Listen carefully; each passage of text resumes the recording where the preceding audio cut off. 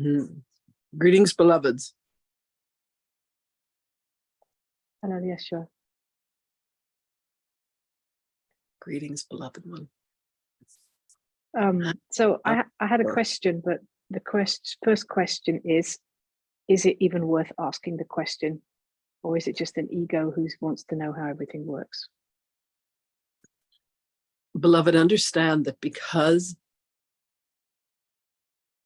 Stuart was able to bring forth Daniel, is the incarnation of Daniel from that lifetime had detached from the egoic need to live within the confines of a physical body. Mm-hmm. Understand that the ego still remains an aspect of a soul.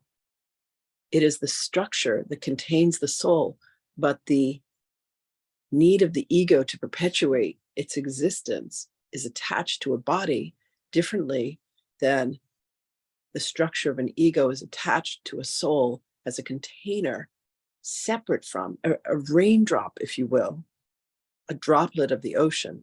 So the question that you are asking comes from an aspect of ego that is looking to define itself.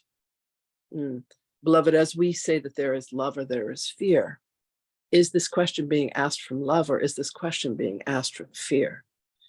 If you listen to the words that beloved James has just spoken,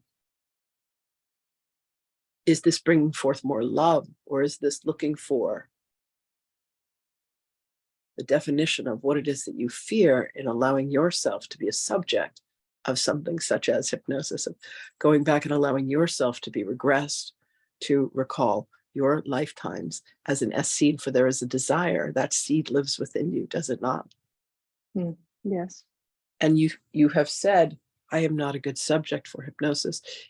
It is not easy for me to go into that state, but understand that the very part of you that desires that is also the part of you that is asking this question. Does that make sense? Okay, that's interesting. Okay, I will think about it for a while. I don't think I'm really afraid of the hypnosis thing, but I am curious as to the effect in space and time when Daniel, you're saying now that Daniel basically, the mind of Daniel, the part which is not attached to the egoic mind, Yes. the part which is, let's say, freed when he sleeps.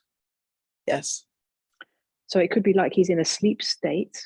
Yes. Hypnosis induces a state that is similar to that of when the body and the mind release, and the soul releases from the body with a silver tether and makes its ascension to review what it experienced, the choices that it made, the decisions that it made, the thoughts, the actions, the feelings and the emotions that were chosen. Right. Did it choose to be neutral in a certain situation? Did it choose to react vehemently or violently? Did it choose to say, yes, I choose to experience love in this and every moment. I am the breath of love. I am the light of love. I am the representation of love. I judge not. I fear not. I see only the good, the holy, the beautiful, and the innocent, beloveds. Understand that what causes the separation and the segregation is the place of, in consciousness, of not being able to see another as oneself, when that's truly all that there is. When I walked and why I was invited to come be part of this grand experiment and why I still have my money on humanity is that what I was able to do, beloveds, was to bring love to each moment of existence. And I have taught each one of you personally, one-on-one, to do this as well.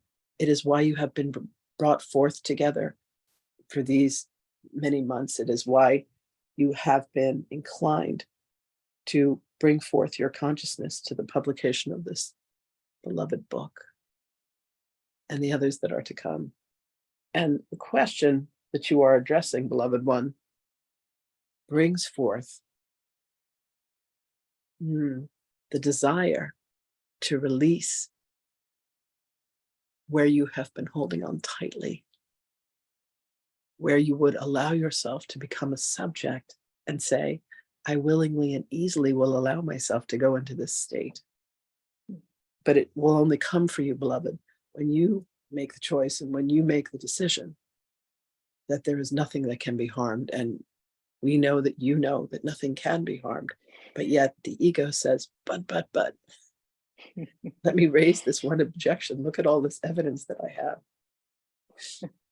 Beloved, when you plant your garden, do you have absolute faith that the seeds will grow? Ooh. Yes, but in reality, it doesn't happen. Sometimes it does, and sometimes it does not. Mm-hmm. The consciousness of that seed has chosen to say, I want to experience what it is to not Mm-hmm. grow.